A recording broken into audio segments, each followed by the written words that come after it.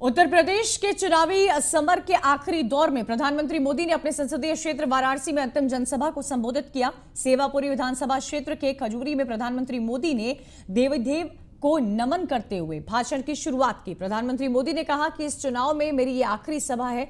उत्तर प्रदेश ने दशकों से शायद ऐसा चुनाव नहीं देखा होगा। ऐसा चुनाव जब सरकार अपने काम पर, अपनी ईमानदारी, छवि पर, भेदभाव और पक्षपात रहित विकास पर, सुधरी हुई कानून व्यवस्था के दम पर जनता जनार्दन का आशीर्वाद मांग रही है। उत्तर प्रदेश के लोग यूपी को गुंडागर्दी, मंचले माफिया, भ्रष्टाचार, भाई भतीजावाद, अवैध कब्जे देने वाली घोर परिवारवादियों को पूरी तरह नकार चुके हैं।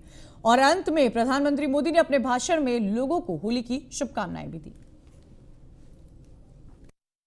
14 के चुनाव के पहले यही खजूरी से विजय का डंका पूरे देश में आप लोग बजा रहे।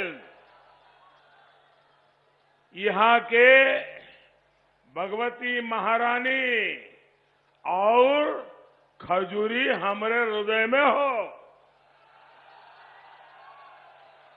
आप सब लोगन का हम हृदय से अभिनंदन कर रहे हैं। भाइयों और बहनों, इस चुनाव में मेरी ये आखिरी सभा है। उत्तर प्रदेश ने दशकों से शायद ऐसा चुनाव नहीं देखा होगा। ऐसा चुनाव जब कोई सरकार अपने काम पर, अपनी ईमानदार छवि पर, भेदभाव और पक्षपात रहित विकास पर और सुधरी हुई कानून व्यवस्था के दम पर जनता जनार्दन का आशीर्वाद मांग रही हो।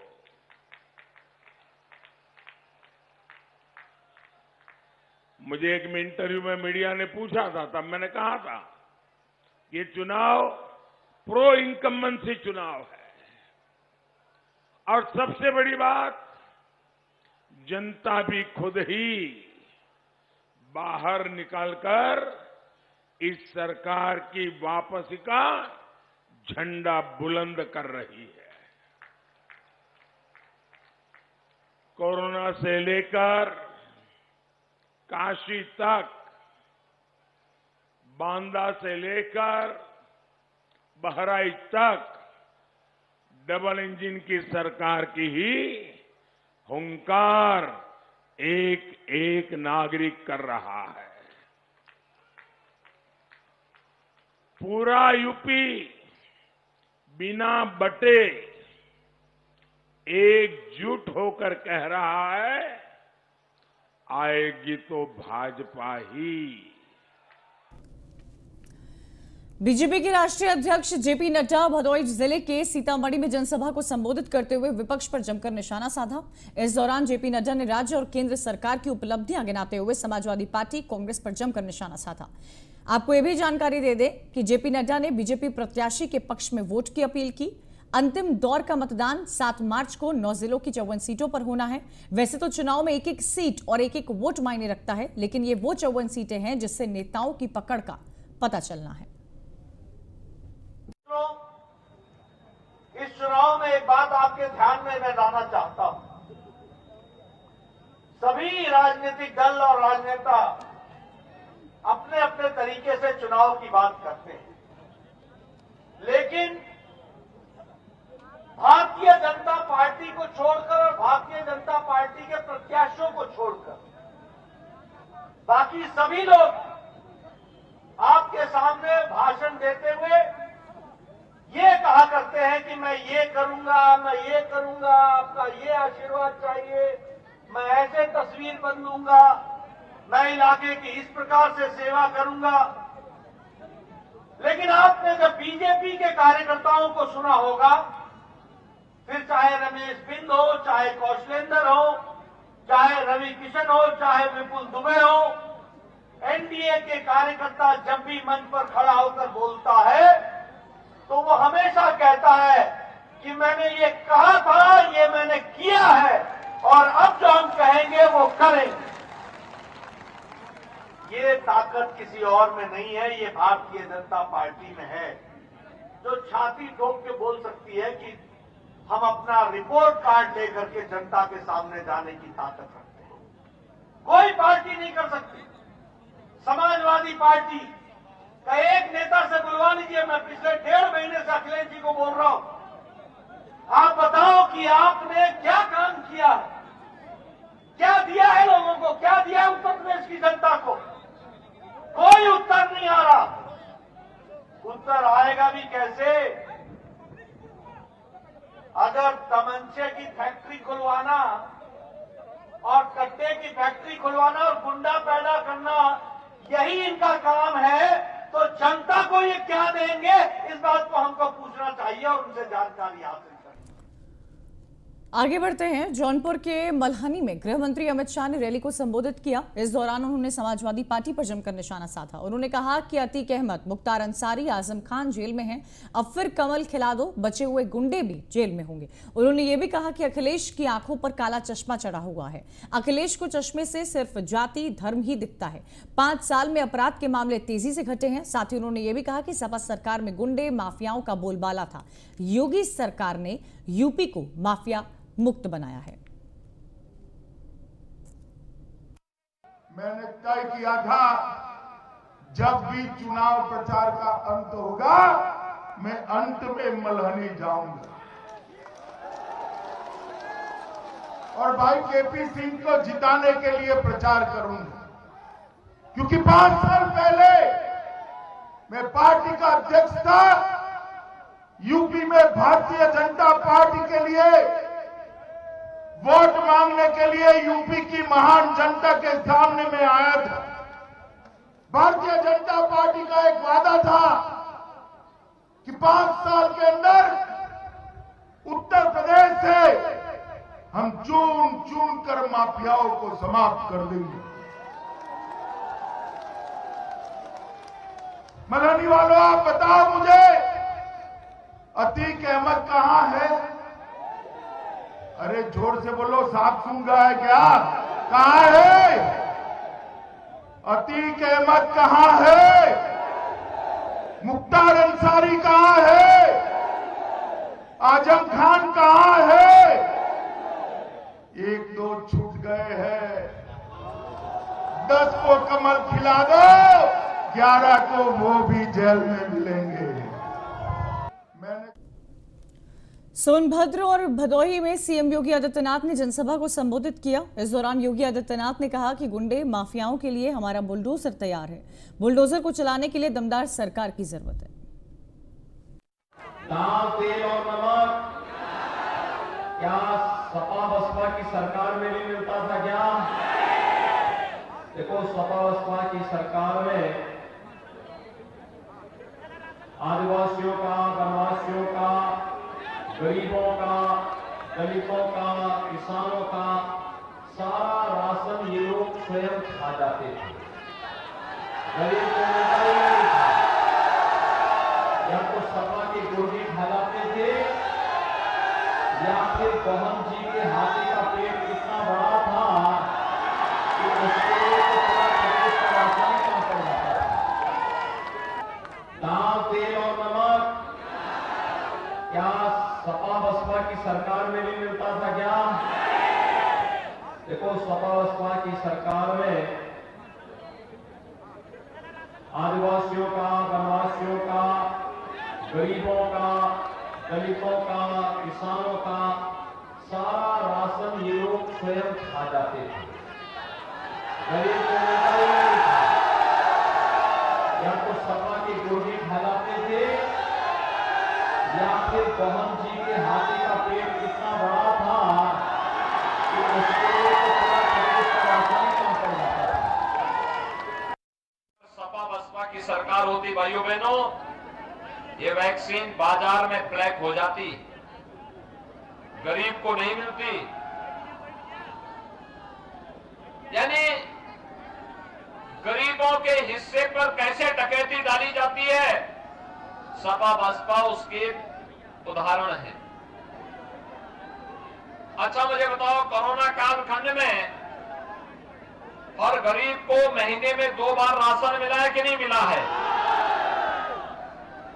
राशन के साथ दाल, तेल और नमक मिला है ना? इसमें कोई भेदभाव तो नहीं हुआ, सभी को मिला है ना? भाइयों बहनों, यही है सबका साथ और सबका विकास। कि अगर सपा बसपा की सरकार होती भाइयों बहनों, ये वैक्सीन बाजार में उधर चंदौली जिले में केशव प्रसाद मौर्य पहुंचे, जिन्होंने बीजेपी प्रत्याशी के लिए जमकर वोट मांगा। डिप्टी सीएम ने मतदाताओं से कहा कि इस बार अपना वोट बर्बाद मत करना, सपा बसपा कांग्रेस का आता पता नहीं है, कमल का फूल खिलने का मतलब खुशहाली है। अखिलेश यादव पर निशाना साधते हुए कहा कि अखिलेश ने ज्यादातर गुंडों और माफियाओं को टिकट दिया है। 2022 में आप लोग कमल फूल खिला दीजिए, ऑटोमेटिकली अखिलेश को कोरोना का इंजेक्शन लग जाएगा। जनता जानती है स्वार्थी लोग हैं। भारतीय जनता पार्टी गरीबों की भलाई के लिए, समाजवादी पार्टी गुंडों की भलाई के लिए लड़ती है। तो गुंडों और गरीब के बीच में यह लड़ाई है। गरीब जीत रहा है, गुंडा हार रहा है। सर, अखिलेश यादव कह रहे हैं कि मौर्य का विकास नहीं हुआ है। सर ऐसी आप चिंता मत करो, केशव प्रसाद मौर्य के रहते हुए किसी का विकास जनता जानती है। उधर आजमगढ़ में जनसभा को संबोधित करते हुए सपा अध्यक्ष अखिलेश यादव ने सपा प्रत्याशी के पक्ष में वोट की मांग की है। इस दौरान अखिलेश यादव ने बीजेपी की प्रदेश सरकार पर जमकर हमला बोलते हुए कहा कि गर्मी निकालने वालों की गर्मी निकल गई। बीजेपी ने लोगों से झूठा वादा किया, युवा नौकरी रोजगार का इंतजार कर रहा है। सपा प्रमुख ने कहा कि किसान की आय दोगुनी नहीं हुई है, रात रात भर खेतों की रखवाली करना पड़ रहा है किसानों को। सपा अध्यक्ष ने यह भी कहा कि जनता भाजपा को 7 समंदर पार भेज देना चाहती है, जनता समाजवादी पार्टी के साथ है। उत्तर प्रदेश के सीएम पर हमला बोलते हुए अखिलेश ने कहा कि यूपी में काबा, यूपी में बाय बाय बाबा बा। लेकिन भविष्य में जब समाजवादी सरकार बनेगी, इसी पूर्वांचल एक्सप्रेस वे के किनारे हम अपने किसानों के लिए मंडी बनाने का काम करेंगे। और मंडियां इसलिए बनाना चाहते हैं जिससे हमारे किसानों की पैदावार की कीमत उन्हें मिल जाए। न केवल मंडी बनाएंगे, बल्कि हम अपने किसानों को भरोसा दिलाना चाहते हैं कि सरकार बनने के बाद अपने किसानों को उनकी फसल को एमएसपी दिलाने के लिए भी समाजवादी सरकार काम करेगी। इन्होंने तो 5 साल हमारे किसानों को लूटा। जो भी फसल आई, उस फसल की ये सरकार कीमत नहीं दे पाई। न केवल धान में लूट हुई है, बल्कि डीजल पेट्रोल महंगाई बढ़ा करके हमारे गरीबों की जेब काट करके अमीरों की तिजोरी भरने का काम। समाजवादी पार्टी ने बीजेपी को एक और तगड़ा झटका दिया है। दरअसल सपा ने यूपी में बीजेपी की सांसद रीता बहुगुणा जोशी के बेटे मयंक जोशी आज सपा ज्वाइन कर ली है। उन्होंने सपा के राष्ट्रीय अध्यक्ष अखिलेश यादव ने आजमगढ़ में एक रैली को संबोधित करते हुए ये जानकारी दी। उन्होंने कहा कि बीजेपी सांसद रीता बहुगुणा जोशी के बेटे मयंक जोशी ने सपा ज्वाइन कर ली। आपको ये भी बता दें कि हाल ही में मयंक जोशी ने अखिलेश यादव से मुलाकात की थी। अखिलेश ने आगे कहा, मयंक के आने से पार्टी कार्यकर्ताओं का मनोबल बढ़ेगा। मयंक जोशी भी हमारे साथ आ गए हैं। ये हमारे बहुत बड़े नेता बहुगुणा जी को जानते होंगे, रीता बहुगुणा जी को जानते हैं आप। उसी परिवार से और सांसद जी के बेटे मयंक जोशी आज समाजवादी पार्टी में आ गए हैं। मैं इनका भी धन्यवाद और बधाई देता हूं। इनके आने से न केवल पार्टी के नेताओं का बल्कि मनोबल बढ़ने का काम करेगा। वहीं कांग्रेस की प्रदेश प्रभारी प्रियंका गांधी वाड्रा गाजीपुर के विधानसभा के शादियाबाद रामलीला मैदान में जनसभा को संबोधित किया। उन्होंने इस दौरान प्रियंका गांधी ने जनसभा को संबोधित करते हुए बीजेपी पर जमकर निशाना साधा। प्रियंका गांधी के जनसभा में प्रदेश अध्यक्ष अजय सिंह लल्लू, पूर्व मंत्री सुरेंद्र सिंह, पूर्व विधायक अमिताभ अनिल दुबे के साथ साथ प्रत्याशी सुनील राम समेत कई कांग्रेस के पदाधिकारी भी मौजूद रहे।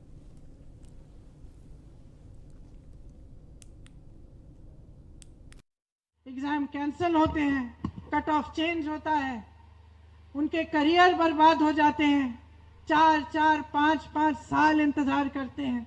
मैं किसी गांव में जाती हूँ, किसी शहर में जाती हूँ, नौजवान मेरी बाह पकड़ लेते हैं, कहते हैं दीदी मदद करो, हमारी तो उम्र ही निकल गई, हम नियुक्ति के इंतजार में हम ठहरे रहे, 5 साल निकल गए, नियुक्ति नहीं हुई। दूसरी तरफ मैं देखती हूं कि सरकार में 12-12 लाख पद खाली हैं, जहां से रोजगार आना है वहां से रोजगार देने का कोई प्रयास ही नहीं हो रहा है, बल्कि सारे मंत्री आपके सामने, प्रधानमंत्री जी आपके सामने के आकर कहते हैं कि उनको मालूम ही नहीं आपकी समस्याएं क्या हैं, कि अचानक चुनाव के समय उनको मालूम पड़ गया कि उत्तर प्रदेश के किसानों की सबसे बड़ी समस्या छुट्टे जानवर की समस्या है। इससे पहले तो उनको मालूम ही नहीं था। सरकार चला रहे हैं, देश में प्रदेश में तमाम जानकारियां हैं, आपको ये नहीं मालूम था कि उत्तर प्रदेश का किसान कितना वहीं सिद्धार्थनगर जिले में 3 मार्च को मतदान के बाद काफी सुरक्षा व्यवस्था के बीच मुख्यालय स्थित नवीन मंडी परिसर में स्ट्रांग रूम बनाकर ईवीएम को रखा गया है। इस ईवीएम की निगरानी 3 लेयर में की जा रही है। साथ ही में सीसीटीवी से भी बराबर नजर रखी जा रही है। प्रशासन का दावा है कि परिसर में कोई भी नहीं घुस सकता है और न ही सील की हुई ईवीएम से किसी तरह की कोई छेड़छाड़ की गुंजाइश है। बावजूद इसके सपा के उम्मीदवार नवीन मंडी परिसर के बाहर टेंट लगाकर ईवीएम की निगरानी कर रहे हैं। सपा समर्थक शिफ्ट वाइज लगातार यहां पर ड्यूटी देकर गेट के साथ साथ अंदर परिसर पर भी बराबर नजर बनाए हुए हैं। जनता इनको नकार दिया है। अब इनका कहीं ना कहीं मंशा है कि ईवीएम को लूट घसोट ना कर ले, और क्योंकि जनता का दबाव है कि भाई विधायक जी और सभी नेता ईवीएम की रखवाली करना, बीजेपी वाले चोर हैं, कहीं ईवीएम न चुरा ले जाएं। तो हमारे जनता के कहने के नाते और जनता का जनाधार हम लोग को मिला इस तरफ उत्तर प्रदेश में भी और कपिलवस्तु विधानसभा में भी तमाम जनता सुबह से लेकर शाम तक समर्थक हमारे आते जाते रहे, उनके नाते और इनके चोरों के नाते हम बैठे हैं यहाँ पे, कहीं कोई धांधली ना करने पाए जनता। वहीं उन्नाव जिले के अजगैन क्षेत्र के चंबरौली गांव के पास हाईवे पर बाइक सवार बदमाशों ने तमंचे की नोक पर लोडर को लूट लिया। इस दौरान बदमाशों ने लोडर चालक को बंधक बनाकर सड़क किनारे छोड़ दिया। फिलहाल इस लूट की वारदात के बाद पुलिस महकमे में हड़कंप मचा हुआ है।